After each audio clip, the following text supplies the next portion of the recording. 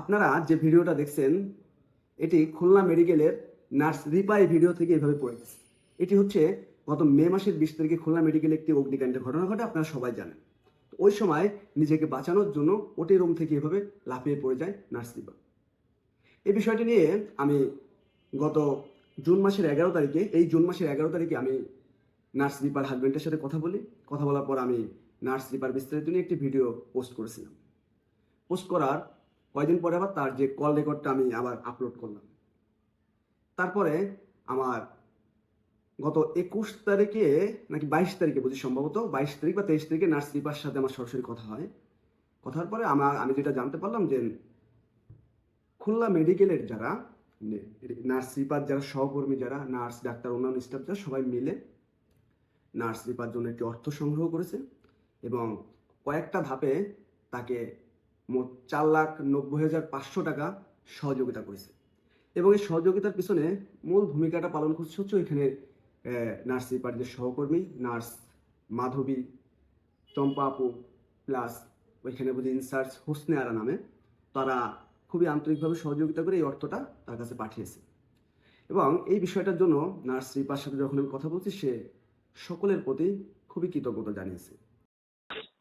আসলে আমি মানে আমি কৃতজ্ঞতা আর কি প্রকাশ করবো আমার খুলনা মেডিকেলের, কৃতজ্ঞতা না, কৃতজ্ঞতা বলতে কি বহুত কৃতজ্ঞতা। আমি খুলনা মেডিকেলের প্রতি অনেক কৃতজ্ঞতা বোধ, ওনারা আমার প্রতি যেটা করছে এটা অনেক অনেক করছে। বিশেষ করে মাধবীদি, চম্পা আপা, হুসনিয়ারা আপা, ওনারা প্রত্যেকটা ডিপার্টমেন্টে যেভাবে আর কি ওনারা কালেকশন করছে, এটা আসলে বলা যায় না। ওনারা আসলে অনেক কিছু করছে আমাদের জন্য। তো আসলে কি বলবো, ওনাদের কাছে আমরা আসলে চিরকৃতজ্ঞ। নার্স রিপার কাছে আমি জানতে চেয়েছিলাম যে আপনি এখনো পর্যন্ত সরকার থেকে অফিসিয়ালি কোনো সহযোগিতা পেয়েছেন কিনা। সে স্পষ্টভাবে জানিয়েছে সে এখনো পর্যন্ত কোনো সহযোগিতা পায়নি, কোথাও নাকি এইগুলো নাকি এখনো প্রসেস চলতেছে। আর আমি একটু সুনির্দিষ্টভাবে একটু আপনার কাছে দুইটা জিনিস একটু জানতে চাই এবং এটা খুব গুরুত্বপূর্ণ। হ্যাঁ, এই পর্যন্ত আপনার হাসপাতাল কর্তৃপক্ষ অর্থাৎ খুলনা মেডিকেল কলেজ হাসপাতাল কর্তৃপক্ষের কাছ থেকে অফিসিয়ালি রাষ্ট্রীয়ভাবে আপনি কোনো সহযোগিতা পেয়েছেন? রাষ্ট্রীয়ভাবে বলতে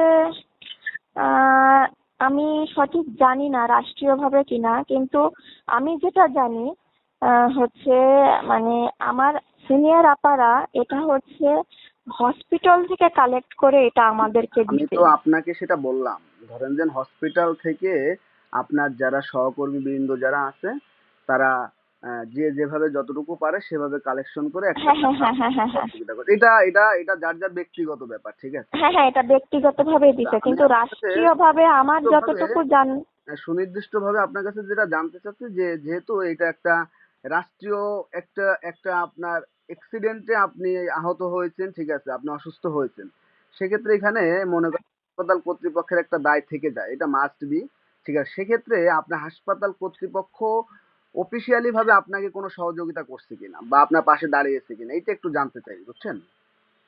এখনো অফিসিয়ালি পর্যন্ত বলতে আজকে হচ্ছে জুনের 22 তারিখ। হ্যাঁ, আপনার এই ঘটনা হ্যাঁ ঘটছে হচ্ছে মে মাসের 20 তারিখে নাকি? হ্যাঁ হ্যাঁ মে 22 তারিখে। না না, মে মাসের 20 তারিখে আপনি অ্যাক্সিডেন্ট হয়েছে না আপনার? হ্যাঁ হ্যাঁ মে 20 তারিখে। আজকে হচ্ছে জুন মাসের 22 তারিখে আপনার সাথে কথা বলতেছি, এখন দুপুর বাজে হচ্ছে আপনার 4টা 42, স্পেসিফিক ভাবে 4টা 42 বাজে।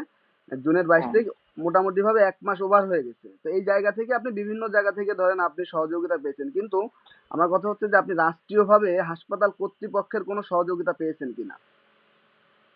উম, না, আমি রাষ্ট্রীয়ভাবে কোনো সহযোগিতা পাইনি।